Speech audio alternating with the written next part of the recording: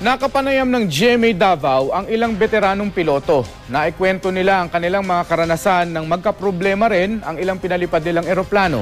Makibalita tayo kay Marlon Palmahil ng GMA Davao. Ito sina Captain Priscilo Paz at Captain Leoncio Dahan. Veterano na sila sa pagpapalipad ng eroplano at may kanya-kanya silang karanasan sa pagbagsak ng eroplano. Noong February 7, 2007, bumagsak ang pinapalipad nilang 6-seater Islander plane sa Marigudon Beach sa Mactan Island, Cebu. So nung namatay yung right engine, tuloy-tuloy na yung bubagsak. Medyo may kabigatan. 6 kami. Tapos may mga bagahe pa. Tapos nung nasa right base na, nakita namin na yung tatamaan namin yung mga bahay, mga niyog, mga wirings, nag-decide kami ibalik sa dagat.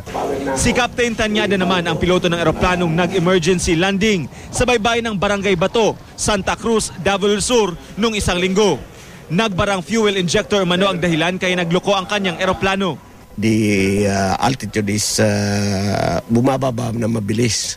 That's why I decide to go to the shoreline of Santa Cruz. Ito naman ang Baron, 6-seater plane din ito. Gaya ng sinakyan ni DILG Secretary Jesse Robredo na bumagsak sa karagatan ng Masbate noong Sabado. Sinuri ng GMA News ang eroplanong Baron upang malaman kung paano ang pagsakay at kung paano makakawala sa naturang eroplano kung babagsak ito. Maliit lang ang eroplano kaya masikip sa loob. Hindi basta-bastang makakalabas ang pasahero sa oras na magkaaberya. Sa kaso ni Secretary Robredo, di pa tiyak kung may kinalaman ang liit ng eroplano kaya di niya nagawang makalabas ng eroplano. Wala pa rin nakaalam kung ano ang sanhi ng pagbagsak nito at higit sa lahat, hindi rin pare-pareho ang pinagdaan ng sitwasyon ng bawat eroplanong bumabagsak. Pero payo ni na Captain Dahan at Pinto sa ibang piloto, sakaling magkaaberya, huwag mataranta. Bago mo edits, nasa minimum speed ka talaga na hindi para pag ang impact mo hindi masyadong malakas. Kaya yun ang dapat gawin.